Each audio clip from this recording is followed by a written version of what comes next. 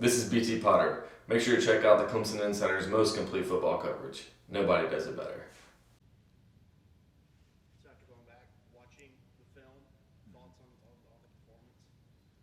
Thought there was a lot of good in the game. Our guys came out. We were really physical, played with good positioning, handled a lot of adjustments, tempo, management of the game, checks. Thought we played with good discipline, not perfect. Again, matched the mindset and the physicality and didn't let the emotion of the game, be more than again, any other week, just in regards to playing with poise and, again, discipline and focusing on execution and playing with great effort. So those things were obviously really positive. Would like to be a little better on third down and, create more disruption, but we gave up some of the disruption that you get sometimes for being overly aggressive or more aggressive in your play calling, and just being the first game of the year, not knowing again exactly what we're going to get, and thought our guys managed the game plan really well from that standpoint. Needed to get a stop at the end of the game, and weren't able to do that, and so that was disappointing. But our guys played with tremendous effort and toughness, and gave ourselves a chance to win, and played good team defense for a good part of the night. I think they might have had 21 completions, and I think 18 of those 21 were 8 yards or less. The throw was 8 yards or less, and I think that they were maybe 2 of 10 on throws of 9 yards or more. So when the ball was challenged and pushed down the field, our guys really did a nice job, whether we picked it or had a PBU. There's a couple of interference that were in there as well. But I thought our positioning was good. I think they, from a play call standpoint, they had it on schedule to call a few shots, but we were in great position and on top of route. So they went elsewhere with the football. So really pleased with some of again the game within the game, and again the adjusting and positioning I thought was really good. They attempted to go hurry up a few times, and people said, hey, maybe Clemson's had some issues with hurry up. Offense is not getting a play call in time. Did you guys work on that in the offseason? Well, we always work on it. Yeah. Always work on it. I think we've played plenty of teams that huddle. Notre Dame huddled in the ACC championship. That's what they do. They huddle, and they sugar huddle and line up quick, and handled that pretty good in that game. Pitt was no huddle. Go back and watch the TV copy. They go fast the whole time, and we played pretty good there. And didn't do it well against Ohio State, and we did it pretty good with Georgia. They did a lot of movement and a lot of shifting before the ball snapped, and a lot of tempo attempt, and our guys handled it well. So it's not easy. If it was easy to defend, then why do offenses do it? What is the advantage of tempo? I asked the question, and who's got the answer? Why do offenses tempo? We know. Larry, why do offenses go tempo? So you can take advantage of you not getting set. Yeah, right. Bad eyes, bad technique, not lined up. That's why offense is tempo, right? So, when we haven't defended it well, I think we're on the plus side of handling tempo well. By and large, we've had weak moments, but people go no huddle and they tempo across the country, really, and even in the NFL now. And the teams that can manage it well on offense typically do well, but if you get lined up, do the little things right, pre-snap, post-snap takes care of itself. So we've had plenty of teams that have tried the sugar huddle. We've had teams that go with a wristband. we've had plenty of warts and moments where we haven't been great, but we've had a hell of a lot more where we've dominated the wristband team and have dominated the tempo team. And so, you know, that's why we always say, too, every game's a life of its own. It's a season of its own, too. It doesn't matter what you've done in the past, but just to, you know, to go back and, you know, just a brief history. You know, you go back to the Fiesta Bowl when we shut Ohio State out 31-0. They tried tempo from the jump and tried tempo a lot in that game. But our guys got lined up and defended it stuff well. So played with good eyes and technique and all those kind of things. So anyway. What does it say that you went into the game missing Kyler and Nolan and were still able to play to your Yeah, proud of the guys that stepped up. You know, a number of those guys inside. Obviously, Root got his first start and really played well. You know, under the circumstances, and got something to really build off of. And you know, Mukuba, you know, got his first start, and he would have started had Nolan been healthy. Nolan would have been on the other side in all likelihood. So, you know, Mukuba has done that since he was out here this spring. You know, just as far as where he played at. So it says, I mean, it says again we've got some good young players and building some depth there at some critical positions, and guys stepped up, whether it's Tyler or Trey Williams and Rook and Peyton and Darnell, certainly Brian played well, but it was good to see those guys. You know, they're down some guys. Certainly we had two of our better players going into the season, two of the more experienced guys, and unfortunately right up the middle of your defense. But, you know, when we weren't good, we were really not good outside, defending the edges, where we got to get a little better at. But proud of those guys that stepped up. What's your message to a guy like Root? You don't have to do too much. Just play your gap. Yeah. That's your job. That's it. Yeah, I mean, that's in some ways it's a very simple thing, but it's a very challenging thing too. You know, everything happens a lot faster the closer you are to the line of scrimmage. So, you know, the margin for error is a lot less with your eyes, your hands, your feet, your get off, all those things, and the precision. There's a lot of precision.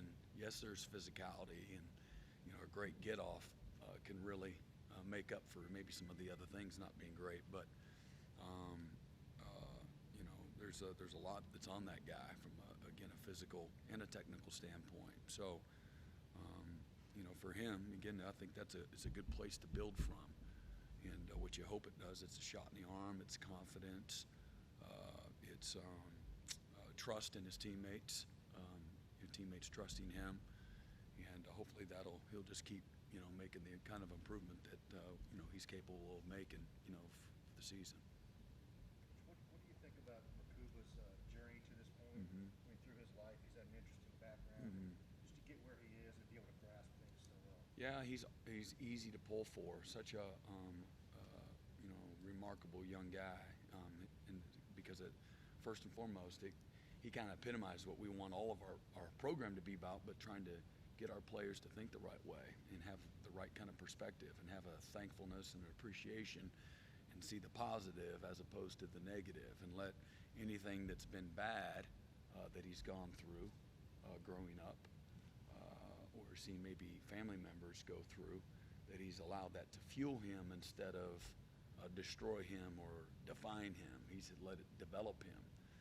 And from the very first conversation I remember having with him, he knew so much about Clemson, like what we're really about, not the winning, everything else. And then bragged on how big of a fan his brother was, Vincent, he's like the father figure of their family, and was advising him on schools to look at and things of that nature. So at the end of the day, when it's all said and done, that's how we got Andrew, because of his own familiarity, doing his own homework. But what a great fit, because he's the reason we get a guy going down Austin, Texas, and be able to get a guy like that out of Austin is because he's looking for the right things. He's made of the right stuff in regards to his values, and And but he's about his business. You know, again, just a great son, a great brother, a great uncle. He's a good young guy. I mean, he's a great teammate, super humble, very hardworking. And you know how many times he has said thank you, just gone out of his way to come up and say thank you, coach. And he's done it to a lot of people since he's been here. But thank you for bringing me. Thank you for believing in me. Just stuff like that. It's like, who does that when they're 18 years old? So it's a breath of fresh air, and he's easy to coach, and he's cold-blooded when he's out on that field. You know, he's got ice in his veins. You know, we discussed it back and forth whether or not, you know, starting the Georgia game. I say, that's no different starting, to me, anybody you play. You know, it doesn't matter whether it's game 6 or it's the first game of the year. Some guys, the moment won't be. And again, he's got a lot to learn, and he's not polished yet, and those kinds of things. He's beyond his years in some ways, but he's got a lot of growth to do still. But you know, some guys, just the moment isn't too big for them. You know, when they get out there, it's just football.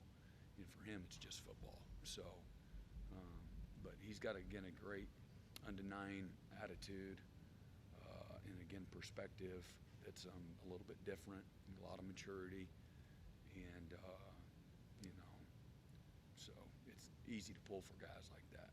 How much of his attitude got it, your thought process of putting him out there to start? I mean, his attitude put him in position to, when he gets out there, that again, he can do the little things well, and his attitude off the field, you know, where he's investing instead of getting distracted. You know, all the freshmen say they want to play, but not all of them are in the film room. Since the day he's got here, he doesn't need anybody to show him, tell him what to do. He just does it. So he's very ambitious. He's a self-starter, and you know, he can lead himself. And he's just very, very eager to do things well in every part of his life. So, you know, that attitude is, you know, again, over a period of time, that level of consistency, that's what allowed, you know, Coach Kahn and, you know, Coach Sweeney and everybody else to believe in him and say, you know what, he is the right guy for him, even his teammates, you know. But you got to kind of earn that. And he did that, you know, starting whatever third team that he did, fourth team even, and then when he made the most of his opportunities. So, you know, if that's, you know, 15% of the reps when he got in there, those 15%, that attitude helped him do well. Like, okay, I'm not going to worry about how many compared to somebody else. I'm just, when I do get in there, I'm going to do well. And that's the, you know, that's the message for all of us, right? You know, don't worry about how many opportunities or when the opportunities or, you know, how my opportunity compares to somebody. Just do well with your opportunity, and everything else will take care of itself. And so he's really epitomized that since he's been here. Along those lines, what's impressed you the most about him from first meeting till? What impressed? What's impressed you? Yeah, just his focus. You know, great focus. Again, great humility. Arrive early, stay late. He from the day he got here, he sought out Nolan Turner. He's like, okay, wait a minute. He's the best guy. He's the best, most consistent player. Let me learn from him. And he sought Nolan out. You know, we didn't have to say, hey, now look, you go to see. You know, he just sought him out. And that takes a lot of humility. A lot of these guys come in here and they've had a lot of success, and like they're the dude. They don't want to come in there. You have to be very vulnerable to expose yourself to that. Like, hey, like, can you help me? I need some help. I know I'm Johnny stud recruit here, you know, but I need some help. You know, you mind if I ask you some questions? You mind if you show me the way? When you watching film, you know, would you help me learn? I want to do things like you. And you have to really humble yourself, and that's not human nature. So that's always impressed me. And then again, just the thankful spirit that he has. It's a very endearing quality for anyone to have, football player or not. And you know, so he's got a lot of the intangibles that's allowed him to have the kind of success that he's had really his whole life. But everybody loves him because, again, he is humble, but he's really hard-working, very competitive. It's like when we do the one-on-ones. Well, there's you can go in there and work the slots. You can go against the slots, you can go against the tight ends, you can go against the backs, or you can go find the best receivers. He's always, from the day he got here, instead of going against maybe somebody that just arrived the same day he did, he's always sought out the older guys, the veterans, who's supposed to be the best receivers, and gone one-on-one. And knowing that, hey, yeah, I might fail, but that's how that stress is going to allow me to grow faster and get better sooner. And for me, be able to gauge myself where I'm at and what I need to do to get better. So just stuff like that, just very, very mature, beyond his years from that standpoint. What do you guys need to see from Landon Sanders if he can earn some of his money back? Yeah, well, Landon's a big part of what we're doing, and it really, Andrew's situation had nothing to do with Landon. It really had everything to do with Andrew, and so we're counting on Landon to be a big part of what we're doing. So you can't take every rep back there. So Landon's been great. He did everything we wanted him to do in the out of season, and making improvement where he needed to with getting healthy, and then adding strength and some size. And so hopefully he banged his shoulder up a little bit. Hopefully that'll be okay. And he's been doing well. Roop is a guy who kind of had a late start in football. What allows him his skill set, him as a player, to progress to the point he has to be able to be a starting? Yeah, well, he's very athletic, and so he can really bend, and he's explosive. He's got good speed and good natural power, and then he's just built himself up from a weight room and a size standpoint to transition into a good, powerful, explosive inside player. He's long-armed, violent hands, smart, tough, hardworking. All those qualities have all helped him. And but he understands football, so he's an instinctive guy, as opposed to a rep guy that is athletic that doesn't know what he's doing. He's got some know-how to him from that standpoint that's natural. I think personality-wise, Brady's kind of a jokester, Roop, a little bit. What's he like in the meeting room day to day? Yeah, I mean he's about his business, but he's a little bit more lighthearted. He likes to have fun. Work hard, play hard kind of guy. So he hangs out with a lot of skilled guys. He thinks he's skinny and all that kind of stuff. But he's outgrown that a long time ago. But he refuses to believe that, so we'll just let him think what he wants. But no, he's fun. He's a good teammate, and again, a humble guy and a lot of fun. Landon, that was the same shoulder last year that was bothering him. Mm-hmm. Yep. Anything from anybody on Zoom? Coach Trevor Gross from CUTigers.com. Just curious what you thought of that delay of game call on Skowski trying to simulate the snap. Didn't seem like that's what he was doing. Well, he wasn't trying to do that, but I don't think anything about it. That I understand why they called it. He's just trying to get somebody's attention, but so it's really a non-issue to me. He'll know not to do that again. You have to kind of find other ways, like physically go move people if he needs to. So. Thanks. Yep. Right, this is Pete at AP. You mentioned Andrew kind of seeking out Nolan and asking questions. In a bigger picture, with the guys who are 23 and 24 on the team and other guys who are 17 and 18, did you ever worry coming into this season about that spread and how it would mix in the locker room? And it sounds like maybe things aren't going well between your younger guys and your older guys.